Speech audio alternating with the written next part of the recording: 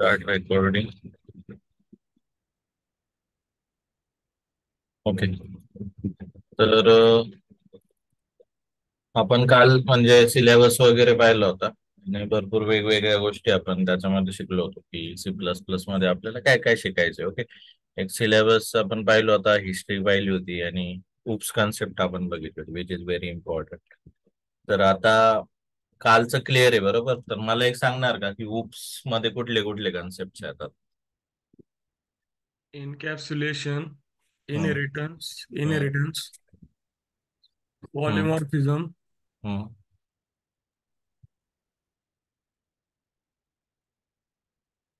Class object बरोबर. ऍब्स्ट्रॅक्शन.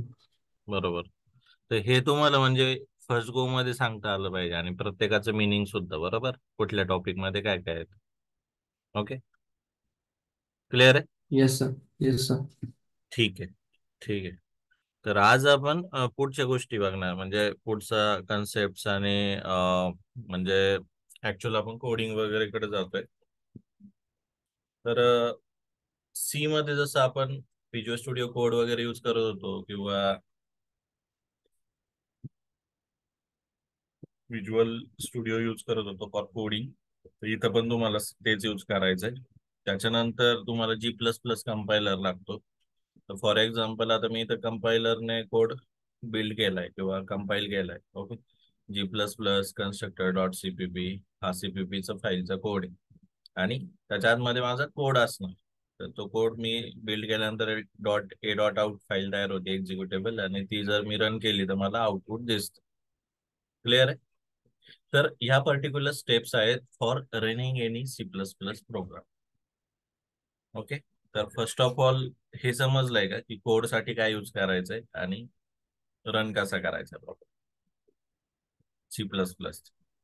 हो sir. समजलं सर. ठीक आहे. आता मला आणखी काही गोष्टी काय दाखवायच्या की गिटहब वरती आपल्या सी प्लस प्लसच्या असाइनमेंट्स आणि हे तुम्हाला फास्ट शिकायचं आहे नाही का. तर आपल्या आधीच्या ज्या व्हिडिओज वगैरे आहेत प्लेलिस्ट आहे त्याच्यातनं तुम्हाला काय करायचंय ह्या गोष्टी चांगल्या लेवलला आणखी शिकून घ्यायच्या आहेत. तर टेक्नो मराठीचं जे चॅनल आहे तर त्याच्या थ्रू तुम्हाला त्याच्यावरती खूप सारे व्हिडिओज वगैरे आहेत तर ते बघून बघून तुम्हाला फास्ट त्याच्यामध्ये स्पीड वाढवायची. ओके. तर इथं तुम्ही जर बघितलं तर सी प्लस प्लस ची प्लेलिस्ट तुम्हाला सापडेल. सी प्लस प्लसच्या प्लेलिस्ट वरनं तुम्हाला हे सगळे कन्सेप्ट पुढं पुढं जायचं. तर आपण डिटेलमध्ये जाणार आहेत फक्त प्रॅक्टिसवर आपण फोकस करतोय बट इथं सी प्लस प्लस साठीचे आपले खूप सारे व्हिडिओज वगैरे त्याच्यामध्ये आहेत. Okay. C C plus plus learn करण्यासाठी आपल्याला जवळपास म्हणजे 17 ते 20 व्हिडिओज सी प्लस प्लसचे आहेत. आता सी प्लस प्लस कधी शिकायचं तर जर तुम्हाला सी लँग्वेज चांगलं येत असेल तर. ओके. सी लँग्वेज जर येत असेल तर तुम्ही सी प्लस प्लस कडे जा. आता सी लँग्वेज येणं म्हणजे काय हे आपण आता ऑलरेडी आधीचा जो सेशन झालाय आपला सी सी लँग्वेजचा त्याच्यामध्ये आपण शिकलो होतो. कोडिंग असाइनमेंट्स वगैरे मध्ये सुद्धा जसं सी चे असाइनमेंट्स आहेत तर तसेच तुमच्याकडे सी प्लस प्लस चे पण आहेत. इथं तुम्ही सी चे असाइनमेंट्स हे ऑलरेडी केलेत. ओके. जर नसतील केले तर ट्राय करा आणि गिटहब वरती मला कमेंटेड तुमचं पाहिजे. त्याच्यामधलं प्रत्येक प्रोग्राम तुम्हाला यायला पाहिजे म्हणजे सी चे आता आपण जवळपास 500 किंवा मोर दॅन 500 प्रोग्राम्स आपण पाहिलेत किंवा तुम्हाला काही असाइनमेंट्सला दिले होते तर ते तुम्ही कम्प्लीट करणं गरजेचं आहे. त्याच्या व्यतिरिक्त सी मध्ये जेवढे इथं याच्यामध्ये तुम्हाला दिसत आहेत कन्सेप्ट वगैरे तर ते शिकून घ्या. सी शिकल्यानंतर सी ही प्रोसिजर ओरिएंटेड लँग्वेज आहे आपण काल बोललो होतो. आता सी प्लस प्लस ही काय ऑब्जेक्ट ओरिएंटेड लँग्वेज म्हणजेच काय की रिअल लाईफ थिंकिंग मध्ये आपल्याला प्रोग्रामिंग करता येऊ शकतं. Object class encapsulation polymorphism inheritance ह्या सगळ्या गोष्टी यूज करून किंवा ऍब्स्ट्रॅक्शन ह्या सगळ्या गोष्टी यूज करून आपण काय करू शकतो प्रोग्रामिंग करू शकतो. तर त्याला आपण काय म्हणतो उप्स कन्सेप्ट आणि प्रत्येक इंटरव्ह्यू मध्ये हा क्वेश्चन येतोच की व्हॉट इज उप्स कन्सेप्ट. त्याच्यामध्ये आपल्याला हे 6 नावं सांगता आली पाहिजे. फक्त 6 नावच नाही. जर हा क्वेश्चन आला तर तुम्ही अशी तयारी करा की तुम्ही अर्धा तास तरी त्याच्यात बोलू शकता का किंवा 1 तासभर त्याच्यावर बोलू शकता का. मग त्याच्यामध्ये तुम्ही क्लासची डेफिनेशन सांगा, ऑब्जेक्टची डेफिनेशन सांगा, त्यानंतर रिअल लाईफ एक्झाम्पल सांगा. जे मी काल तुम्हाला सांगितलं होतं बंगलोज. जर बंगलो आपण ज्यावेळेस तयार करायला देतो तर त्यावेळेस काय असतं की कागदावर तो असतो, इंजिनियर त्याचा एक आराखडा तयार करतो आणि त्याच्यात तो सांगतो की तुम्हाला एवढ्या गोष्टी लागणार आहेत किंवा एवढं त्याचं एस्टिमेट असणार आहे, त्याच्यामध्ये तेवढा फंक्शनॅलिटी त्याच्यामध्ये असणार आहे, त्याच्यात कॅरेक्टरिस्टिक्स म्हणजेच डेटा किंवा सिमेंट्स वगैरे तुम्हाला काय लागणार. तर हे सगळं आराखड्यामध्ये त्या असतं इंजिनिअरचं. पण तो तयार झालेला असतो का, तर नाही. ते कागदावर असतो किंवा दॅट इज अन टेम्पलेट. त्याला आपण काय म्हणतोय रिअल प्रोग्रामिंगच्या लँग्वेज मध्ये क्लास. क्लासमध्ये तुम्ही कॅरेक्टरिस्टिक्स असू शकता, फंक्शन्स असू शकता, बट क्लासला मेमरी तयार होती का? क्लासला मेमरी तयार होती का? हा कालचा क्वेश्चन हो आपण सर. म्हणजे घेतलाय. नाही सर. नाही होत. नाही ज्यावेळेस होत. तुम्ही ऑब्जेक्ट क्रिएट करणार त्याच वेळेस त्याची मेमरी तयार होते. फक्त क्लास जर तयार केला तर मेमरी क्रिएट होणार नाही. ओके, क्लिअर आहे? Yes sir. हा, तर क्लासमध्ये तुम्ही हे सगळं डिफाईन करू शकता, सगळं कोड तुम्हाला क्लासमध्ये लिहायचं आहे, बट ऑब्जेक्ट क्रिएट केल्यानंतरच तुमची मेमरी तयार होणार आहे. आणि ऑब्जेक्टची memory which is equivalent to size of addition of that particular characters किंवा इंटिजर जे तुम्ही क्लासमध्ये घेता. म्हणजेच डेटा टाईप जेवढे तुम्ही क्लासमध्ये डिफाईन केले त्याच्यावर तुमची साईज डिपेंड असणार, जे आपण स्ट्रक्चरमध्ये शिकलो होतो बरोबर, सी लँग्वेज शिकताना. तर तसंच क्लास आहे, फक्त फरक काय आहे की सीच्या स्ट्रक्चरमध्ये तुम्ही फंक्शन डिफाईन करू शकत नाही आणि C++च्या क्लासमध्ये तुम्ही ते करू शकता. Okay, that is difference between C++ class and C structure. Okay, तर हे काय प्रोग्राम कुठं बघायचं C++चे प्रॅक्टिससाठी, हे तुमच्याकडे आहे ऑलरेडी सगळ्यांना. ओके, गिटहब वरने डाउनलोड करा जर नसेल तर. क्लिअर आहे? हो सर. हम्म. आता C++चे प्रोग्रामिंगचे मी तुम्हाला 2-3 वे सांगितले. तर त्याच्यामध्ये तुम्ही ऑनलाईन कंपायलर पण यूज करू शकता, ज्याच्यामध्ये इथं ऑनलाईन कंपायलर यूज करून हा प्रोग्राम रन केलाय. सेम तुम्ही काय करू शकता, विज्युअल स्टुडिओ कोड मध्ये पण प्रोग्राम रन करू शकता. ऑनलाईन कंपायलर साठी काय खूप एफर्ट घ्यायची गरज नाही. C++ ऑनलाईन कंपायलर टाकलं की तुम्हाला ते मिळून जातं. तुमच्याकडे जर सेटअप नसेल तुम्ही ऑनलाईन सुद्धा याचं कोडिंग करू शकता. फक्त बेसिक कन्सेप्ट वरती लक्ष द्या आणि त्याच्यानंतर तुम्ही हे सगळं कोडिंग अचीव करू शकता. आता जे आपण काल शिकलो होतं, फॉर एक्झाम्पल तुम्हाला काय बनवायचं, एक बेसिक क्लास बनवायचे. ओके, किंवा एखादा प्रोग्राम रन करायचा. तर प्रोग्राम रन करताना you can write that particular code block आणि त्याच्यानंतर तुम्ही त्याला रन करू शकता.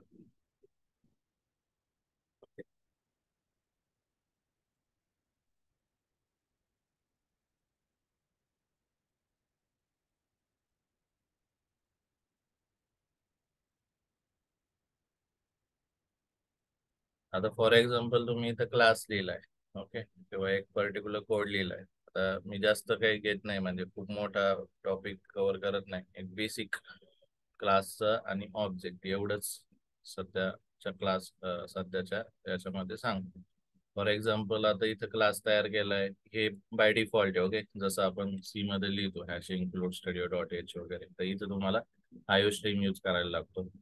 त्याच्यानंतर मेम सीपी वाय जर यूज करणार असेल तर स्ट्रिंग डॉट एच हे फंक्शन यूज करायला लागतं. त्याच्यानंतर C++ मध्ये नेम स्पेस नावाचा एक कन्सेप्ट असतो. तर बाय डिफॉल्ट नेम स्पेस कुठला आहे तुमचा, एसटीडी.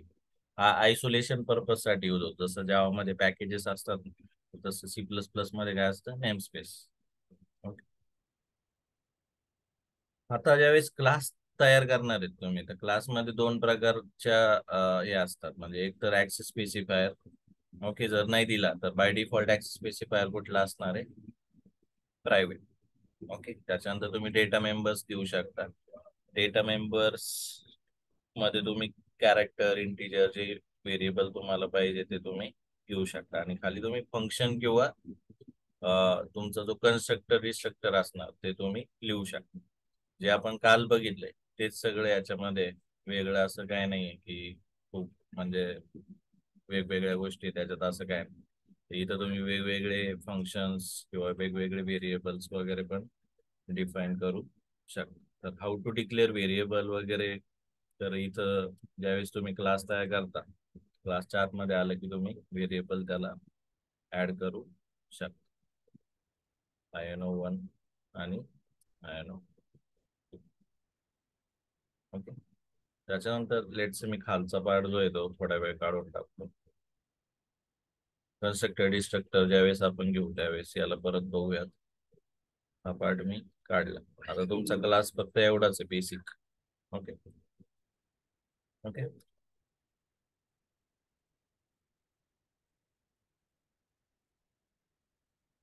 ओके. आता जसं कॅरेक्टरिस्टिक्स आहेत, तर तुम्ही ऑब्जेक्ट तयार केलाय. जोपर्यंत तुम्ही ऑब्जेक्ट तयार करणार नाहीये तोपर्यंत काय होणार आहे रे? जर ऑब्जेक्ट जर तयार केला नाही तर काय होईल? मेमरी अलोकेट होईल का याला? सर ऑब्जेक्ट क्रिएट केल्यावर मेमरी अलोकेट होते. हा, ऑब्जेक्ट क्रिएट केले तरच मेमरी तयार होणार. म्हणजे फॉर एक्झाम्पल आता तुम्ही असं जर प्रोग्राम रन केला तर प्रोग्राम रन होईल की नाही होणार, एवढंच. काही एरर येईल. आता याच्यामध्ये क्लास आहे बरोबर, बेसिक क्लास तुम्ही तयार केला आणि int main. Always int main तर लागतोच प्रोग्राम रन व्हायला. फक्त क्लास लिहिला तर एरर येऊ शकतो. ओके, कारण त्याला मेन लागतो. तर C++च्या प्रोग्राम मध्ये एक मेन दरवेळेस असणारच. बट ऍटलिस्ट तुम्हाला क्लास लिहायला लागतो, म्हणजे लिहायलाच लागतो. ओके. तर आता क्लास लिहिला आणि मेन नाही लिहिलं तर काय होईल? एरर येईल. ओके. आता मला एक सांगा, हा प्रोग्राम मध्ये क्लासची डिफिनेशन म्हणजे class is and template. Okay. तर एक क्लास लिहिलाय, क्लासला नाव दिलंय आपण बरोबर, क्लास बेस. हा बेस क्लास, त्याच्यामध्ये 2 व्हेरिएबल. तर हा प्रोग्राम रन होईल का नाही होणार? होईल रन बरोबर. कारण तुम्ही काय करताय की जस्ट क्लास तयार केलाय आणि काय केलंय की त्याला एक्झिक्यूट केलंय. प्रिंट करताय का तुम्ही? काहीच नाही. ओके. बेसिक प्रोग्राम रन झालाय तुमचा विदाऊट एरर. आता लेट से ही यूज केस बघा की तुम्ही काय केलं, इंट मेन लिहिलंच नाही. आता तो पार्ट मी काय करतो, कमेंट करतो. तर इथं काय होऊ शकतं, एरर येऊ शकतो. कारण त्याला समजलं पाहिजे नाही का की तुम्ही प्रोग्राम रन करताना मेन लिहिलाय का. आता बघा इथे एरर आलाय. तो काय सांगतो की undefined reference to main. Main function पाहिजे. समजलंय? क्लिअर आहे का? बेसिक प्रोग्राम काय कसा रन करायचा. सर हे मेन फंक्शनचं पण रिपीट करणं आहे का? मेन फंक्शन काय? मेन फंक्शन पाहिजेच. मेन फंक्शन पाहिजेच. मेन फंक्शन हे जे आहे ना, हे तुझं बेसिक सिंटॅक्स आहे, हे एवढा पाहिजेच. इंट मेन फंक्शन जसं C लँग्वेज मध्ये तू मेन लिहितो ना, सेमच आहे ते. याच्यात काय नाही कळलं तुला, मला सांग. सर म्हणजे ते प्रोग्राम मध्ये एरर का आला ते मेन फंक्शन नाही घेतलं? मेन फंक्शन नाही लिहिलं तर एरर येतोय. मॅन्डेटरी मी हे सांगतोय तुला, ते लिहायलाच लागेल. जर नाही लिहिलं ना तर एरर येईल तुला. Okay sir. Entry point function mandatory आहे. शिकलोय की आपण C लँग्वेज मध्ये. Yes sir. मग याच्यामध्ये क्वेश्चन यायचं कारण काय आहे की हे मेन जर कमेंट केलं तर एरर का? मेन हे फंक्शन मॅन्डेटरी. जर मेन नाही लिहिलं ना, कंपायलरला समजलं पाहिजे ना की कुठून एक प्रोग्राम एक्झिक्यूट करायचा. मेन फंक्शन काय की entry point function. Okay. Compiler सगळ्यात आधी कुठं चेक करतो? Main function. आणि तिथून तो प्रोग्राम एक्झिक्यूट करतो. ओके. जर मेनच नसेल तर काय कराल? तो एरर मार. कळालं? हो सर. हम्म. आता दुसरं मला तुम्हाला शिकवायचं सी आउट किंवा सी इन. आता तुम्ही सी आउट यूज करा. For example C out learning.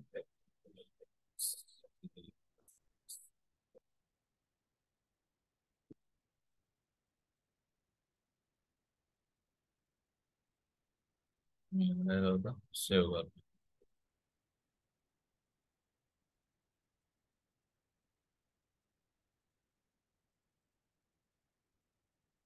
Okay. तर इथं बघा लर्निंग सी प्लस प्लस आलंय. हो सर. इथं मेसेज प्रिंट झालेला आहे बघा रन करता. Learning C plus plus.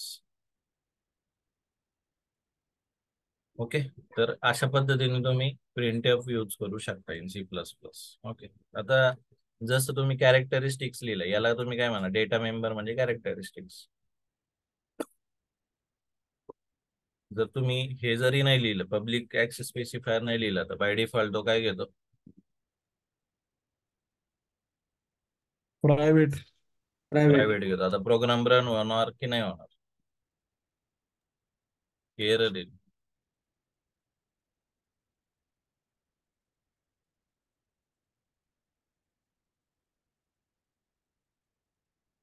काय होईल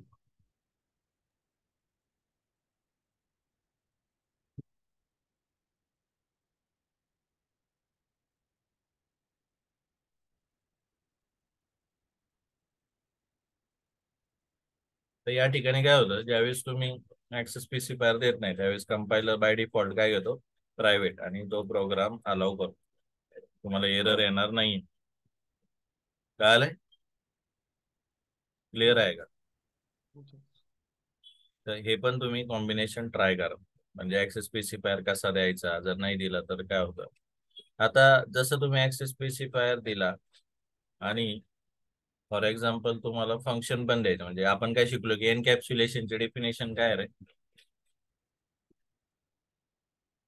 what is encapsulation and how we can achieve the encapsulation in C plus plus by using which concept. Wrapping of data function in terms in. Correct. Wrapping of data and function in a single unit. आता आतापर्यंत आपण फक्त data लिहिलंय function लिहिलंय का कुठं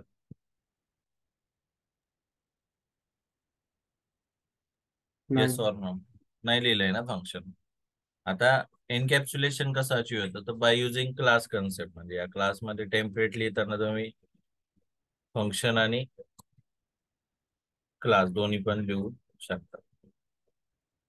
आता इथं मी काय करतोय एक फंक्शन लिहितो नाही का वाईड फंक्शन आणि त्याला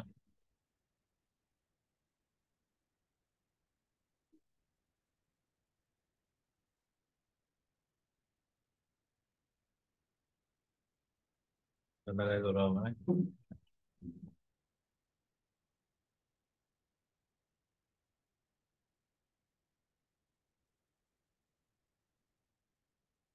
प्रिंट करूयात. त्याच्यामध्ये मेसेज प्रिंट करू सी आउट साईट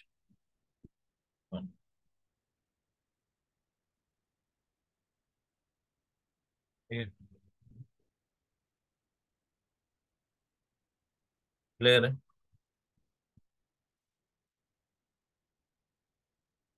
फंक्शन लिहिलंय. आता प्रोग्राम रन करू. प्रोग्राम विदाउट एरर रन झाला. आता मला ह्या मेंबर्सला ऍक्सेस करायचंय लेट से तर मी कसं करणार क्लासचं ऑब्जेक्ट तयार करणार. मग ऑब्जेक्ट कसं क्रिएट करणार तर मी ऑब्जेक्ट क्रिएट केल्यानंतर रन करून बघा एरर येतोय का काही. जसं तुम्ही ऑब्जेक्ट क्रिएट करणार तर त्याचे मेमरी तयार होणार आहे. आता एरर आला नाही. आता ऑब्जेक्टने मला ते डेटा मेंबर ऍक्सेस करायचे तर आपण करू शकतो का तर यस ओबीजे1 डॉट त्याच्यामधले व्हेरिएबल बघा ऍक्सेस व्हायला लागले मी इनिशियलाइज करू शकतो त्याच्यामध्ये व्हॅल्यू टाकू शकतो. आय नो 2 इक्वल टू 20 आणि मी काय करू शकतो त्या फंक्शनला कॉल पण देऊ शकतो. कसं कॉल देऊ शकतो ओबीजे डॉट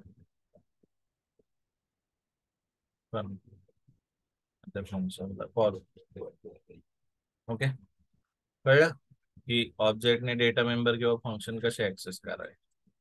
तर सगळ्यात आधी क्लास लिहायचा मग नंतर त्याच्यात डेटा मेंबर आणि फंक्शन टाकायचे मग त्याचं ऑब्जेक्ट तयार करायचं आणि ऑब्जेक्ट तयार केलं की तुम्ही त्याला ऍक्सेस करू शकता. आता इथं जर बघितलं तर मी काय केलंय त्याला फंक्शनला कॉल दिला इथं बरोबर. तर फंक्शनला जसं मी कॉल मारलाय तसं काय झालं की मला फंक्शनचं मध्ये फंक्शन मध्ये काय लिहिलंय आपण इनसाइड फंक्शन, त्या फंक्शनला कॉल केला आणि you can able to access the function by using object. समजलंय? क्लिअर आहे का की आपण ऑब्जेक्ट कसा क्रिएट केला, क्लास कसा क्रिएट केला आणि how we are able to access data members as well as function of the class by using object. आता इथं तुम्हाला जर प्रिंट करायचं की या आयनो मध्ये काय व्हॅल्यू, तर कसं करणार, C I OBJ 1 dot आयनो.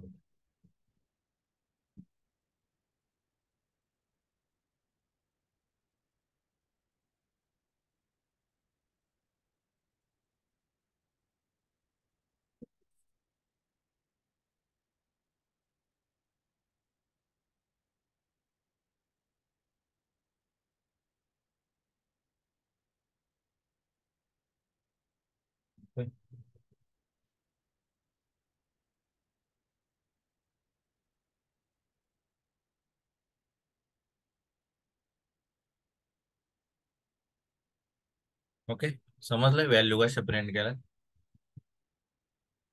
Object जसं तयार झालं त्याची मेमरी क्रिएट झाली आणि त्याच्यानंतर आपल्याला काय झालंय, व्हॅल्यू त्याच्या क्रिएट झालेल्या आहेत, असाइन पण झाले, तर आपण प्रिंट करू शकतो आणि आपण फंक्शन पण कॉल करू शकतो. आपण मेन मध्ये सी आउट वगैरे पण लिहू शकतो आणि तुम्ही इनपुट पण घेऊ शकता नाही का, तर सी इन वगैरे यूज करून तुम्ही इनपुट पण घेऊ शकता, त्याच्यामध्ये व्हॅल्यू असाइन करू शकता. तर जे प्रिंट एफ स्कॅन असतं तर ते सी आउट सी इन म्हणून रिप्लेस झालं आणि फंक्शन कॉल करण्यासाठी किंवा ऑब्जेक्ट थ्रू ऍक्सेस करण्यासाठी क्लासचे डेटा मेंबर किंवा फंक्शन आपण कुठलं ऑपरेटर यूज करतो, डॉट ऑपरेटर.